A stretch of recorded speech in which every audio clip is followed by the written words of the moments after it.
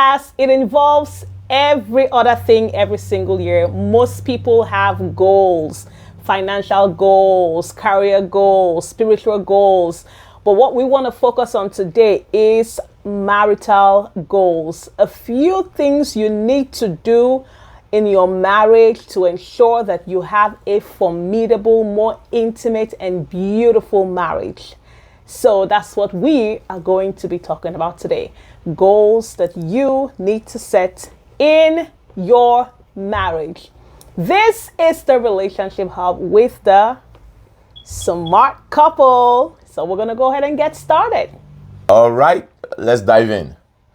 The first one we're going to be talking about today is communication, talking to each other, learning how to talk to get the best result. Some people, they tell you that we talk in our marriage, we talk, but do you guys really talk to understand? Some people yell at each other to make up their point. However, you can set that as a goal that we need to have a better understanding, a better communication system in place this time in 2026. And if your spouse have complained about the way you talk to him or her that he or she doesn't like, this year, let that be your goal to say, okay, I am going to learn how to communicate better this time, or I can still make the same point with a different strategy. Yes. Not yelling, not talking like you are nagging. You know, nagging can make a family, can make some people stay away from home. Or whenever you bring it, you say, honey, I think we should talk. The other person start panicking. So, but if we derive a better way, better strategy on how to talk to each other, if we have that as a goal, our relationship can thrive to a higher place. When it comes to setting goals for your relationship, I think something that is lacking, right, in many relationships is PDAs. Public and private display of affection, right? Many people just live because in reality, growing up, right? I think in my entire years of living with my parents, maybe I saw them hug maybe once or twice in my that I can remember. Okay. You know, so and that's something that is lacking. Most couples just live professionally, you know, they go out and they come back and they discuss as if they're business partners, but that display of affection, hugging, kissing, you know, just holding hands, just staring at each other, you know, is lost. So one goal you should set for your marriage this year is to ensure that you be intentional about intimacy in terms of not just sexually, but just hugging for no reason. You know, long hug, not the Christian brother hugs, where the booty and everything is stuck out because, you know, when you just hug for no reason, you know, before you go out, kiss. My husband kisses me, even when you've left that, when you've walked out of the door and you forgot, you come back again and you give a kiss. So there's a kissing, there's the hugging. Just love on each other this year. It's gonna help your marriage get stronger. It's gonna create even a stronger bond between the both of you. You know, when you are able to display your affection. I agree. Because sometimes when it's not done, the day you decide you just do it, the person will be saying, "What are you looking for? What are you expecting? Oh, what's going on?" Yes. You know, this kind of thing. So, but it's very important to just let it be part of your life, your day. Yes. You know. Just hug for no reason. So going back to also communication, another aspect I think will help. You know, this thing called phone is very, very good, very, very good. But at the same time, it has created a lot of distance in marriage and in relationship.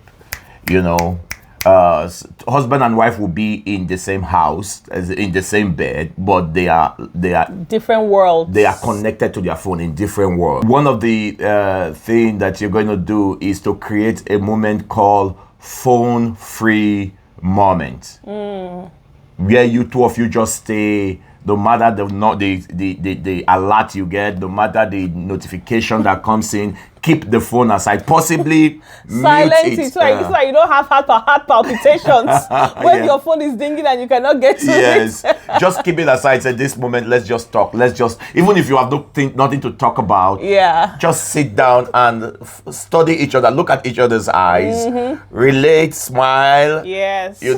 Bow your head. What are you thinking, honey?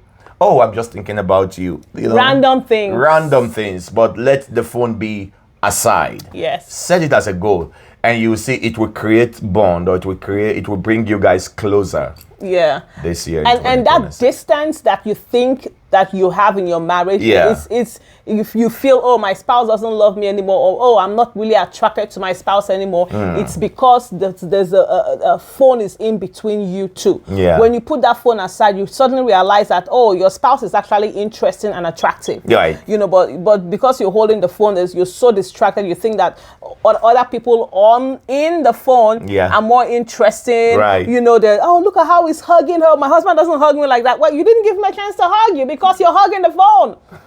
So put the phone down and you realize that you have a beautiful gem, right in front of you. Yes. Two people will be together and you just see the other person just laugh. The other person, one of the spouse would think that you're laughing because of what I did or the joke that I just said, but on not knowing that, oh no, it's not what you said. It's about something I just saw on phone. I just saw in my it just killed the person's. The person is excited that you are laughing for his joke, but not knowing that you are lost in something else. Yeah. Yes. So I think phone-free moment will be very helpful. Absolutely. Yeah. And one more goal that I think married people need to set for themselves is, the goal of holding each other accountable. Right. Yeah. I know you guys have many goals, spiritual, career, financial, even in your marriage. Hold each other accountable. What is the yardstick for this? What are we supposed to do? What is the time frame? If I don't do this thing, feel free to call me to order. Yeah. I'm not going to get mad if you bring my attention to it. As a man, you wouldn't consider your wife nagging if she says, hey, honey, you said you were going to do this, but hey, you're not doing it, and vice versa. So I think if we hold each other accountable, we are more likely to grow, right, and become more powerful in the things that we do together as a couple. Right. So, but the key thing in holding each other responsible, the key thing is respectfully. Hold each other accountable respectfully. Yeah. It's not in terms of confrontation. I thought you said you will not be doing this thing again. Why are you still doing this thing? Why are you doing that? That is not accountability. That is confrontation. Confrontational. Yeah. Honey, is there any other way we can help you do this so that you can do this thing that you said you want to be doing? In what way can I be of help in helping you achieve this thing that you talked about? Because I can see we are lagging in it. Yes. Things like that could be very helpful. Again, it will boil down to the way we talk, communication. Yes. Yeah. Anyways, we just wanted to drop this little nugget with you guys. I hope that you take it to heart, share it with your loved ones. Most of all, don't forget to please like, comment, share, subscribe to our YouTube channel. And we will see you again next week for another exciting episode. Thank you. All righty.